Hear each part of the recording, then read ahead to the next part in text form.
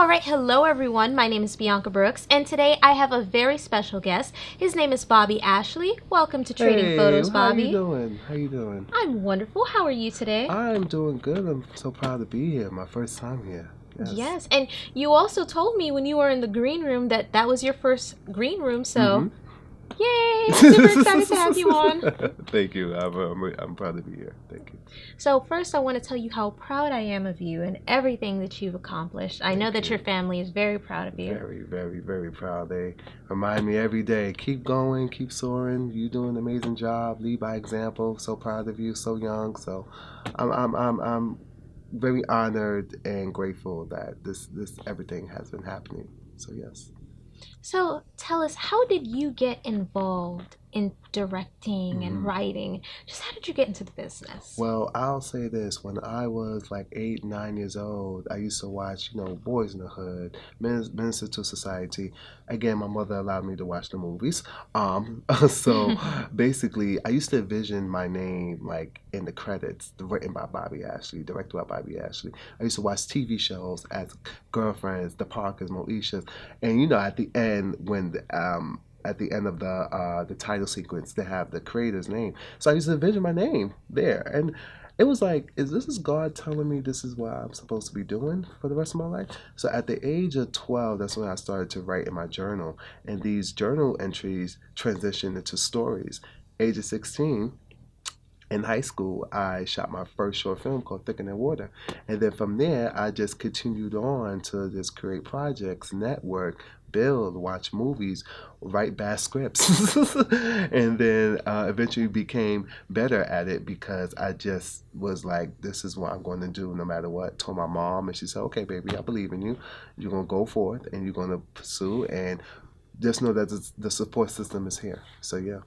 Telling you, mothers are truly amazing. Truly amazing. Truly amazing. I love my mother so much. She inspires me every day because I've grown up and I've seen a strong black woman raising, 8 kids and making sure that she did the best she could, but just not giving up no matter what. So I'm like, if she leading by example, I can do the same thing within my work. So she's an activism with through her work ethic, and I am an activism through my art. So yeah.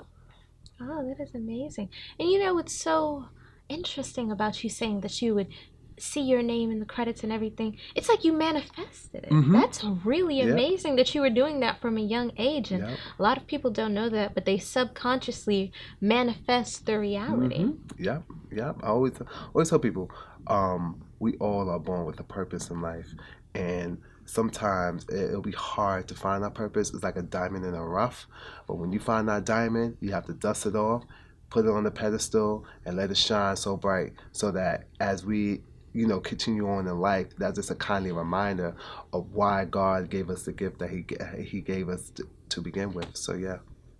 Wonderful. So tell us about your series, The Ave. Oh, right, that crazy show. So I'm gonna tell you how it all came about. So basically, back in 2015, I was a junior at Brooklyn College Film Department, film school, amazing.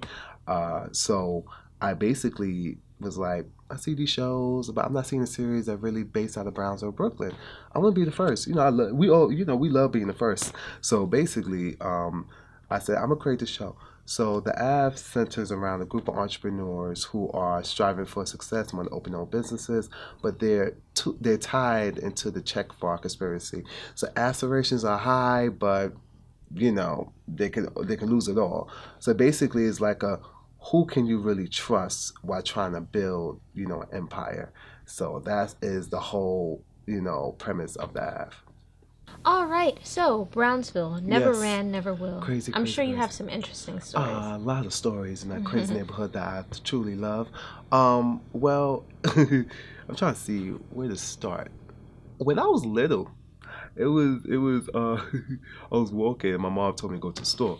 So when a black mother tells you to go to the store and make sure you bring her change back, one of those. So Yeah. I'm walking, I'm going to the store, and I believe this guy was I think he was trying to take the money from me. He was trying to rob me, and I'm looking like, what are you trying to do? But the way I'm walking, he's behind me, and I'm looking like, okay, dude, I don't know what's about to happen.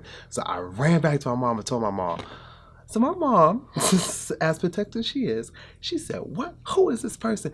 When I told her she went the rock away so quick to hunt that person down and went off on that person, I was like, "See, power of a strong black woman. Don't mess with her babies." So that's one story, but man, it just.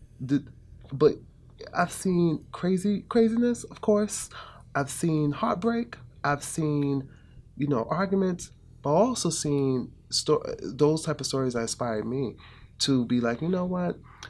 I want to change the narrative because we're more than we're more than just a stereotype that people, perpetuate um, on us from areas like Brownsville. So that's why the ad came about. That's why single man problems came about. Because growing up, I've seen more. I've seen, my friend who have his brother who has autism. I have a brother who has autism. Why haven't we seen that type of narrative? Just open community centers, all this. Why haven't we seen that type of narrative? Owning black-owned businesses happening. Why haven't we seen that type of narrative? So it's like people tend to attach themselves to seeing one thing. And I'm a type of person. As black people, we are so complex, and I want to show my versatility through my work. And Brownsville is very complex. And I'm going to show every layer of it through my work, no matter what. So that's my job. Well, I'm very glad that you want to pick up different projects. It's interesting that you should talk about autism because I actually used to work with children who Mm. had autism, and I remember there was a movie with Shia LaBeouf on Disney Channel. It was a long time ago. I can't remember the What are name, you talking about? but he portrayed a child with autism. Hmm. And when I thought about it one day after I came home from work, I'm like, I don't know a lot of movies that, portray this. And there are a lot of people who have brothers, sisters, Hmm. children with autism. So Yep. I'm like, that is something that would Yep. be interesting to Yep. see That's more. my next project I'm working on. It's called Face the Music. So it's about this young painter who, is after losing the death of his mother, he's on the hunt to find his brother, who's missing. His brother has autism, but it shows like this, like I said, this narrative coming from Brownsville, Brooklyn. It's based in Brownsville, and but I was like, I wanted to do something different, and we show how a community can come together, and basically help out, and it definitely helped them out a lot. So I can't wait to get started on that project. Wow, that's very beautiful. Thank you. And tell us about Single Man series. Oh, single man problems, that crazy show. So basically, the idea came about because I've been hearing, when you with your friends, they're telling you stories, and you're like, I'm a writer, so I'm feel inspired. So basically, I was like, you know what, I'm going to do something different. But I'm going to talk about colorism, but colorism coming from a dating perspective. So it's about Ronnie Maxwell. He's an insecure gay black man who catfishes his way into trying to find love That's so while funny. right while trying to navigate his life as a millennial. And we all know as millennials, we are still trying to figure things out. There's a line in the show that he says, still I'm trying to remember. He says a lot in the show that relates to basically trying to figure everything out and trying to basically find himself, find his way. And we all try to find our way.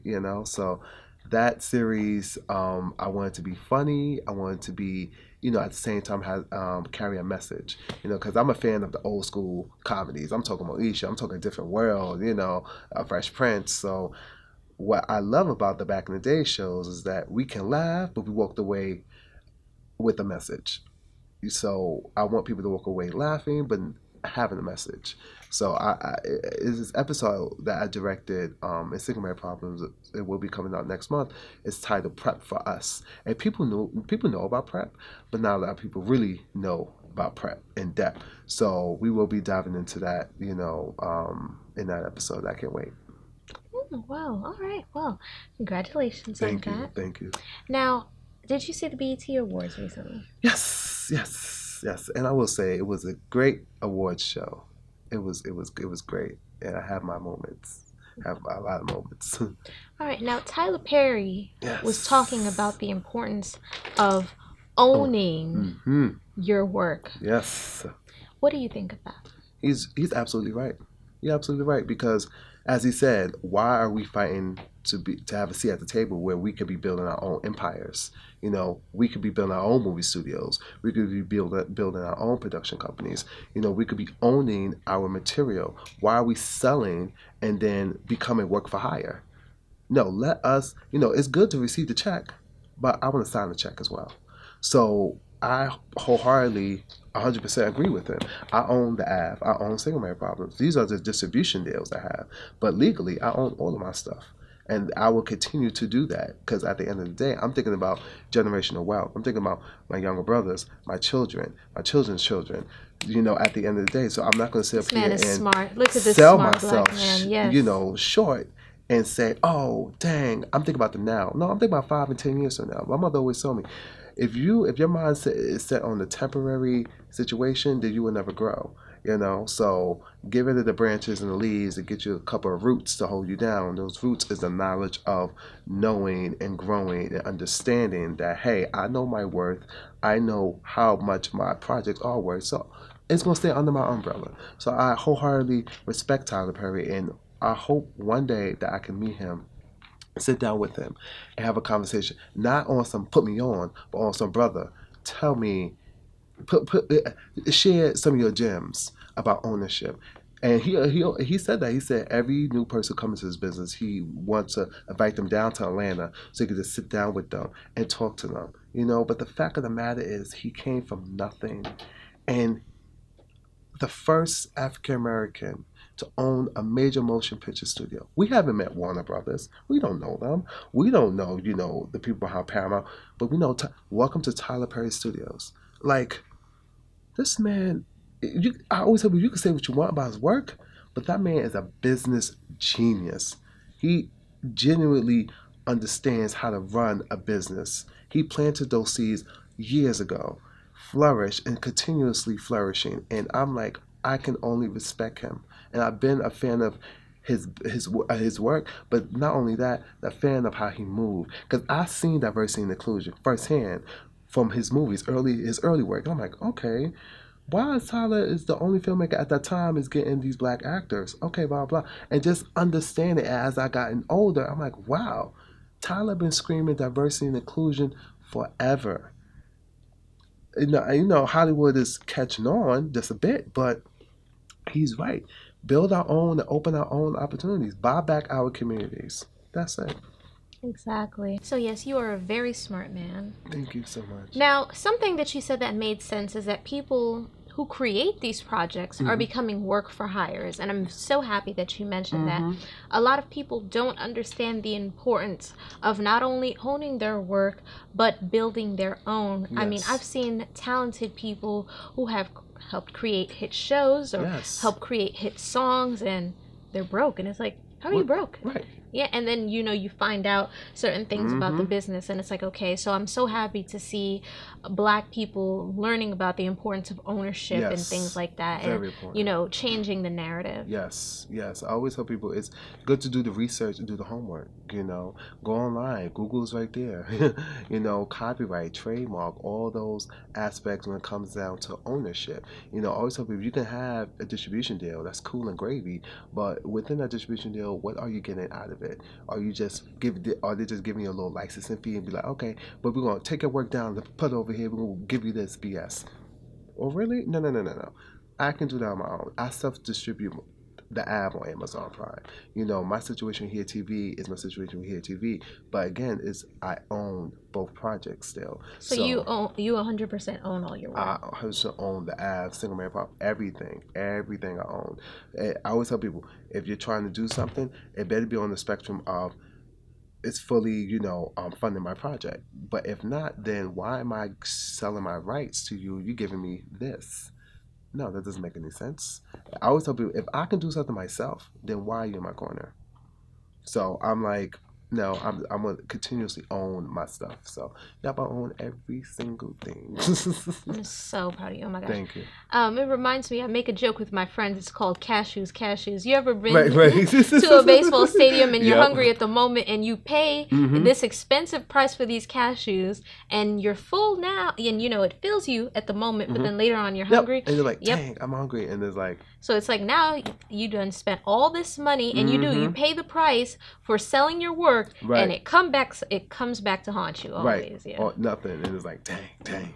Yeah. That's what I tell people. I'm like, listen, don't be on no cashews. Right. I'm just start using that. I'm still using that. Okay, don't do the cashews. I'm not going to do the cashews. No. You know some cashews? No, I got food at home. I'm good. I got food at home. I packed some stuff in my bag. Right. I got to pack some sandwiches. I made some, salad and stuff. I'm good. I'm prepared. I prepared. So yeah.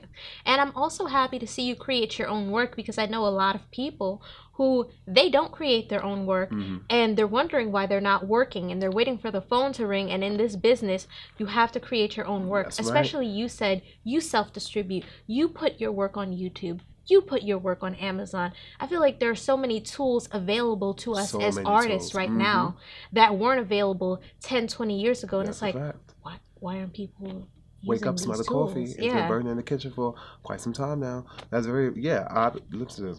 I always say we have the ability to get something done, get it done. If you have the ability, and people think they have to start big. My mother always told me you have to start small. So like our episodes are like 12 to 15 minutes. They're like, make them an hour. Give me the money. Oh, okay. Then be quiet. Single Man Problems, 5 to 10 minute episodes. Until we get to that level, whereas we have the budget to do longer episodes, yeah, sure. But until then, no. Let's stick to doing this so that when the time is right, timing is everything. When the time is right, we will excel and make these episodes longer. But yeah, it's all about just doing the research and this having the ability to just create something small. I'd rather watch something that's 5 minutes rather than being 25 minutes, because sometimes people make these long content and this not be, throwing shade or anything, but it's like, I want to see stories that grab my attention and I could be like, And if you grab my attention within 5 minutes, that's a talent, that's a gift right there. So that's what we're doing. And what you said is also another thing for people to talk about, which is funding. A lot of people are doing Indiegogo. Yes. A lot of people are doing GoFundMe, and there's another one, I forgot the name of it. Kickstarter? Yes. And they're putting up and they're trying to get budgets for their film. And Speed and Spark is another one. That's another one. Because one thing that people outside, they don't understand is that, it costs money to make a web series, just like it costs money to make a television show, just like it costs money to make a movie, just like it costs money to make a music video. It costs money to do this. So when people who say, this is even me before I even got involved in the film industry. I'm like, oh, why don't you guys do this? Why don't you guys do that? And then as I got involved myself, I'm like, oh, this costs some money. Somebody has to pay for some bags. Okay, cool. All right. And I used to do extra work, and I'm like, oh, I'm living the good life, eating crafties. Then when you learn you have to do a budget, you're like, oh my gosh, this stuff is expensive. The whole breakdown, like the above the line, below the line. It's like, do you guys need food? You don't got food at home? Right. Your mom ain't cook today? Right.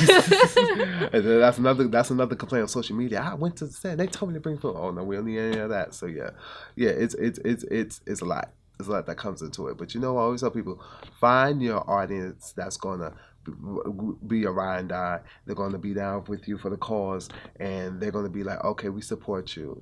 So I feel like you have to start from there and then create your story and then put something out first. Like I said, keep it short, 5 minutes. And people are like, well, I can't find a crew, I can't find this. Go to networking events. They're free. Meet people. Shake hands and say, hey, I'm this and that. Like Issa Rae said, don't network above, network across. I was just, oh my gosh. So this man is in my head. I was just about to ask if you saw that interview where she talked about networking across. This man is amazing. He was just thinking what I was thinking. Yep. So it's like I networked across. I was in film school. My amazing producer partner, shout out to Mika. She and I were both in sound class. I went to her for the script. I'm like, listen, I want to shoot this during the summertime. You in? And she said, she read it. She said, I got you. My boy David Dickinson, he's an editor. All in film school. I said, you want to edit? Got you. My boy Tariq Smith, Camera guy, got you. So again, I networking across in classes to meet people, and we all came together. We didn't have enough money. We know, we knew what we were doing, but mistakes were, coming towards us. But we were like, we're gonna take that chance, and we're gonna make it happen. I got actors, aspiring actors, who were just hungry to help bring the project to life. So again, networking across is very important because you just never know. Look at Issa and the people who she started out with. Some of those people are all insecure now, or they transcend into their own projects, and Issa is killing the game. But all started with planting that seed and finding the right tribe of people to collaborate with. And I'm so proud and so fortunate to have, you know, a team that's to this day still helping me out. And that's people be like, well, how you work with the Ari, Alexa, the big camera for single man. I said, let me tell you something. All that stemmed from me networking in film school. We started with a Canon 5D. That was for season one of the ad, but we grew from there. But it's just all about writing that script, making those mistakes, learning, growing, and becoming better. Because when it's your time to shine, no one can tell you otherwise. So yeah. And I'm so again happy that you said that. One thing that you said I want to touch on is people when it comes to putting a crew together, and people don't want to network across, especially in this business. They want to see Go a Tyler straight to A, Perry, or they want to go to a own studio with an Oprah. And of course that's exciting, but the reality is that You don't you have an might not agent. be ready Right. to even sit at that table. And the reality is that, do you think that you can just walk up to these people and say, Hey, I have a script. I yeah, have an idea, blah, blah. First of all, you don't have an agent, you don't have a manager. They do not accept unsolicited materials. I was Stop just it. gonna say that, especially in this business, Nope. if you don't have an agent or a No manager manager, who is known. they do not accept And then it's unsolicited hard materials. even getting an agent and manager. And then the way people are getting agent representation in general is they have work to show. Because the first thing is, show me what you have. Oh, I have an idea. No, that's not showing me. You're telling me that you have an idea. Show me. That's the first thing I ask people. Show me. I'm an actor. Okay, show me. I'm a director. Okay, show me. I'm a writer. Show me your script. And then if I see the material, I'm like, okay, it's good, but it could be better. And then I'm like, all right, I'm going to pass on that. And then, when like you said, when the time is right to sit at the table, the time is right. But until then, keep working, keep growing, keep learning, and keep just producing. Because people, like you said, they just want to be on some, oh, I'm going to wait for the phone call to come. Yeah, you're going to wait 20, we're how many months we're away from 2020?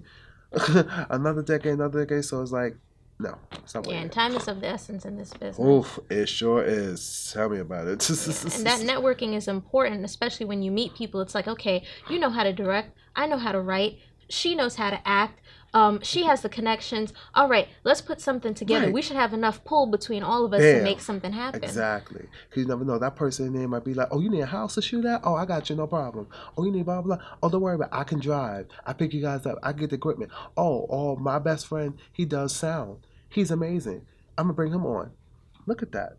Within that pool of people you just pull together, their connections, and then you go from there, you're just growing your tribe, growing your people, and then they're gonna see that, wow, this person is passionate. This person is really about it. He ain't about to talk. She ain't about to talk. They're about making it happen. So from there, that it's all about energy. I always tell people, you keep your tribe, you keep people together based off of energy. Because if the energy is gone, there's no energy there. People are like, all right, this person is talking out their behind. But you're like, no, I'm serious about this. Let's make this happen. And they'd be like, well, how old are you? Oh, I'm this age. And you're doing this? Bro, props to you. We gotta help them out. So it's all about how you approach a situation. Energy is everything. So yeah. Yeah, and I tell people that too. I'm like, you have to be careful how you treat people, because you might think, oh, this person is he nothing here, much so tomorrow, blah, blah, and blah. I'm like, but you don't know where that person might be Right. tomorrow. I'm a very nice, I'm a very polite Same person. here. Whoever it is, I'm very nice to them. It doesn't matter if you're the janitor. I treat people with respect because I want to be treated with respect. Exactly. Because you turn around and that person Might be the VP of Yeah. a studio, maybe VP of BT. That person 2 years or even a year ago was just a PA. So it's like you just never know. Look, Lena Waithe was Gina Prince's wife, was uh, assistant. She was a writer assistant on Girlfriends. Look where she's at right now.